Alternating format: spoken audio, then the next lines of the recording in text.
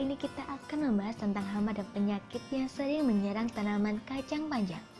Kacang panjang adalah jenis tanaman sayur yang berasal dari India dan Afrika Tengah.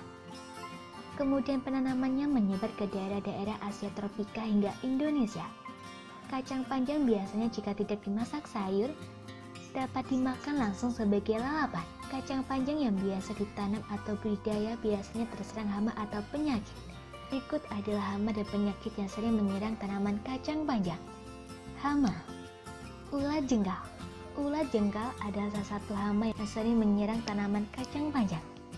Gejala yang ditimbulkan oleh hama ini adalah terdapat gigitan pada bagian pinggir daun muda, lalu kelamaan ke tengah dan hanya menyisakan tulang daunnya.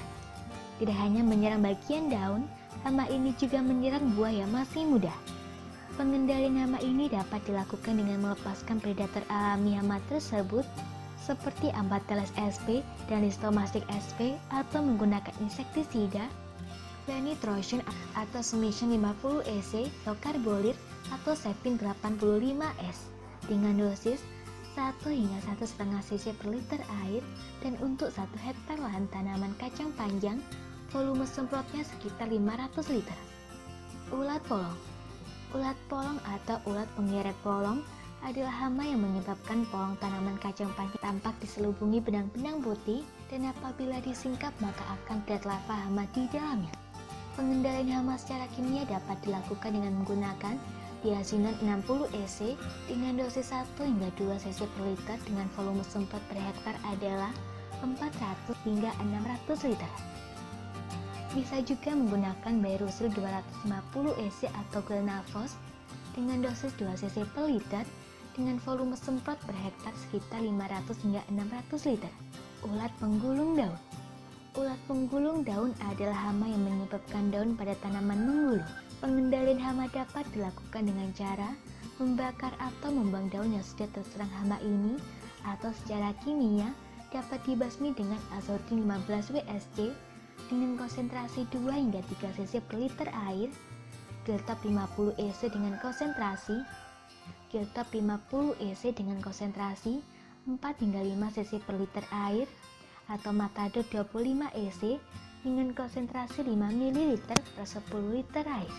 Pengendalian hama dapat dilakukan dengan cara melepaskan predator alami seperti kumbang, Gymnus sp, atau dengan cara kimia dapat menyemprotkan insektisida monoprotofos atau azodin 60 WSC dengan dosis 2 hingga 3 cc per liter air dan per hektar dibutuhkan penyemprotan dengan volume 400 hingga 600 liter.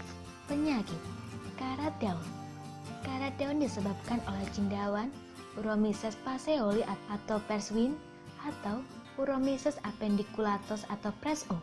Penyakit ini ditandai dengan adanya bercak kecil berwarna putih pada permukaan daun, kemudian bercak membesar dan berubah menjadi coklat bertepung dikelilingi warna kuning atau bercincin coklat.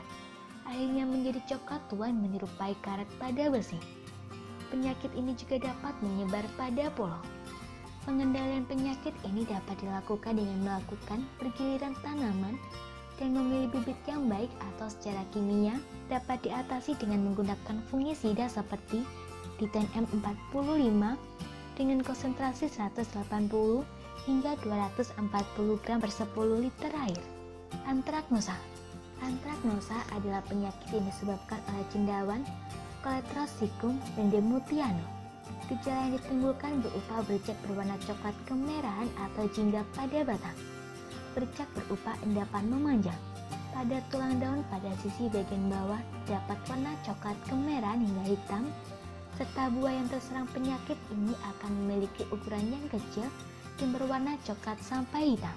Pengendalian dapat dilakukan dengan melakukan penanaman menggunakan benih yang baik, penanaman jangan terlalu rapat, serta dapat menggunakan fungisida seperti Linzaldia atau Manep, Fondosep atau Manep dan Zinep, atau Diten 45 atau Mancozeb dengan dosis sekitar 180 hingga 250 gram per 100 liter air. Penyakit belang. Penyakit belang disebabkan oleh virus melalui vektor Apis clavifora dan Apis glycinus atau melalui daun secara mekanis. Gejalanya seluruh bagian daun terdapat belang-belang tapi belum nyata pada daun muda. Pengendaliannya dapat dilakukan dengan melakukan penanaman dengan benih yang baik, lakukan pergiliran tanaman, serta memberantas serangga vektor. Semoga informasi tersebut dapat bermanfaat. Jangan lupa untuk klik subscribe untuk mengetahui video terbaru dari kami.